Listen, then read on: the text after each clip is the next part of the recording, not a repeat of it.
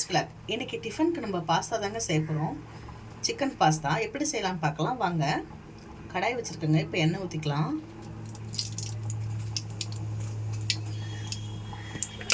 இப்போ வெங்காயம் போட்டுக்கலாங்க.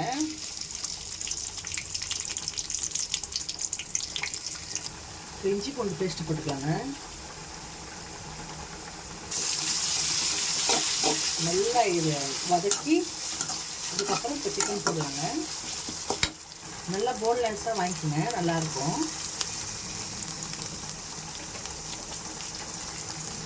சின்ன சின்ன குட்டி குட்டி பீஸாக கட் பண்ணிவிட்டு நம்ம போட்டு வதக்கினா நல்லா பாஸ்தாக்கு கொஞ்சம் நல்லா இருக்குங்க.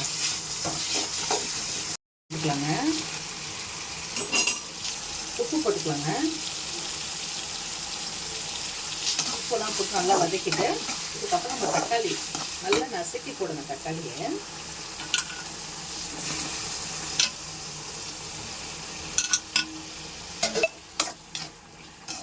பாஸ்தா எப்படி செஞ்சதாங்க எனக்கு பிடிக்கும்.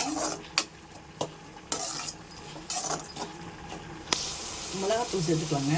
நமக்கு எவ்வளோ காரம் வேணுமோ அவ்வளோ சேர்த்துக்கோங்க.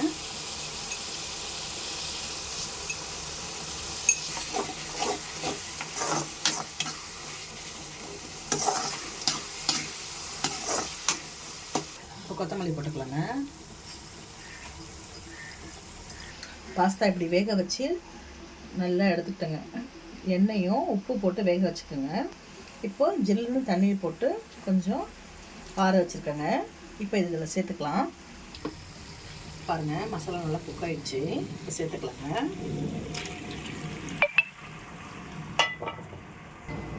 ரொம்ப கிளறக்கூடாதுங்க, சும்மா அப்படி நான் ஸ்லோவில் தாங்க வச்சுருக்கேன். இது ஒன்றோட ஒன்று நல்லா சேர்ந்து வரணும். மசாலாவோட ஸ்லோவில் வச்சு கொஞ்ச நேரம் மூடி விட்டுடலாம். அவ்வளோதாங்க, இப்போ முடிஞ்சிச்சு. இப்போ கொத்தமல்லி மட்டும் மிளகாய் தூவி எடுத்துக்கலாங்க. இது உங்கள் வீட்டில் ட்ரை பண்ணுங்கள், கண்டிப்பாக நல்லாயிருக்கும். பாருங்கள் எப்படி இருக்குது பாருங்கள். ரெடி ஆயிடுச்சுங்க. இப்போ டேஸ்ட் பார்க்கலாங்க.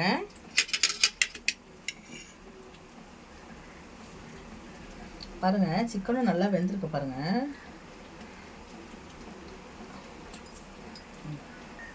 கண்டிப்பாக இது உங்கள் வீட்டில் ட்ரை பண்ணுங்கள், சூப்பராக இருக்குங்க. பாய்ங்க.